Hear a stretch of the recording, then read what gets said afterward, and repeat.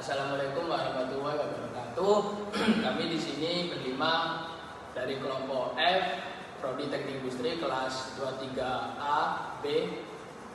Kami di sini ingin mempresentasikan hasil diskusi kami mengenai mesin milling.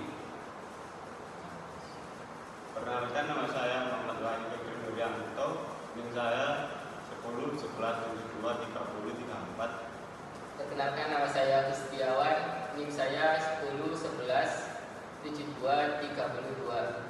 Perkenalkan, nama saya Dawudin, NIM saya 10 11 72 30 29. Perkenalkan, nama saya Siti Naima, NIM saya 10 11 723 023. Perkenalkan, nama saya Delia Rizka, NIM saya 10 11 72 30 22. Baik, untuk video selanjutnya bisa ditonton habis ini. Mesin milling adalah mesin perkakas yang digunakan untuk membentuk dan memodifikasi benda kerja dengan cara memotong atau menghilangkan material menggunakan pisau atau alat potong berputar. Jadi sebelum kita mengoperasikan mesin milling, yang perlu diperhatikan yaitu penggunaan K3 atau APD, alat pelindung diri, bertujuan untuk meminimalisir kecelakaan kerja. 1. Helm safety berfungsi untuk melindungi kepala kita dari benda jatuh atau terbentur. 2. Kacamata safety melindungi mata kita dari serpihan logam atau debu. 3. Baju kerja untuk melindungi tubuh kita dari percikan benda panas seperti logam. 4. Sarung tangan berfungsi untuk melindungi tangan kita dari luka sayat, panas, atau logam tajam saat menyimpan atau membersihkan benda kerja.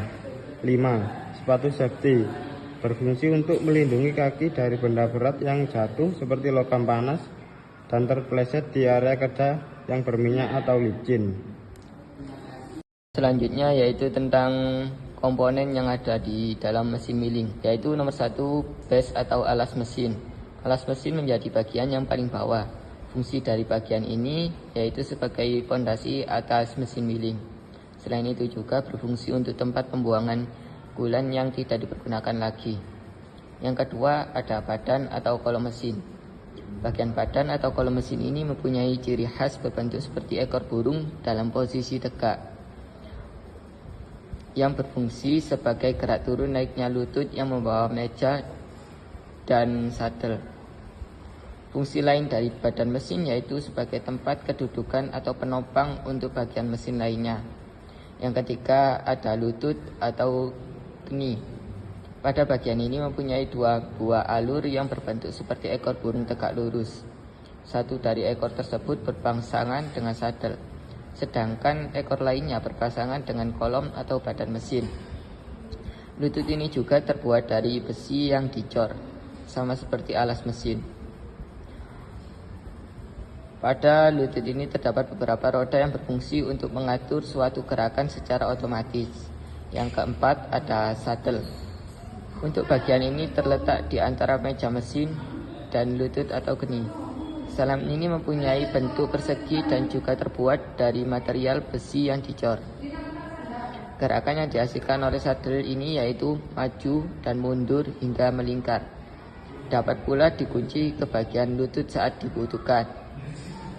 Yang kelima yaitu ada meja mesin. Letak dari meja mesin berada di atas sadel. Bagian ini juga terbuat dari besi yang dicor. Meja mesin berbentuk persegi panjang serta mempunyai alur dan bentuk T khusus untuk mesin press yang universal. Meja dapat digeser diputar hingga 40 derajat. Meja ini berfungsi untuk mengikat benda selama proses pengepresan. Yang keenam yaitu ada lengan atau arm. Letak dari lengan berada di bagian atas dari kolom mesin, baik pada mesin press yang universal maupun horizontal. Pada bagian bawah terdapat alur dengan bentuk ekor burung di ujungnya.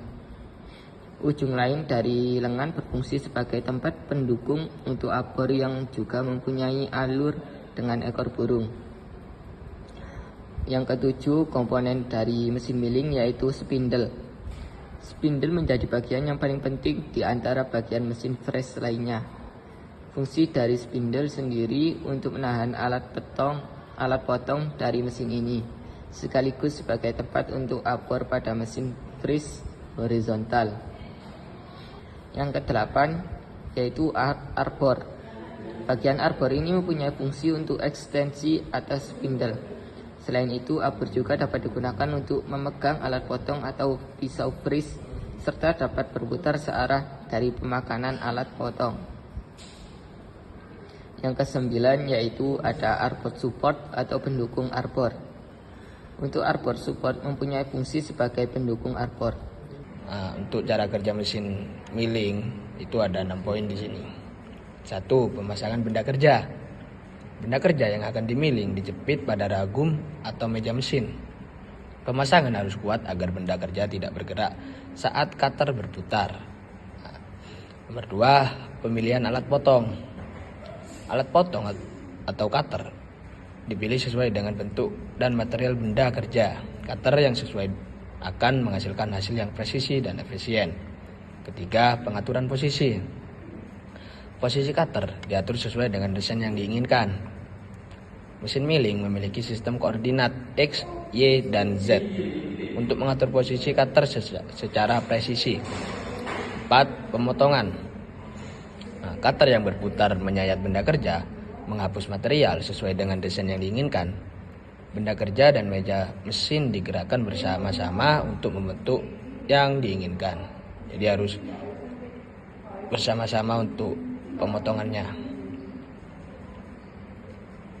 Nomor 5, pengaturan kecepatan dan umpan.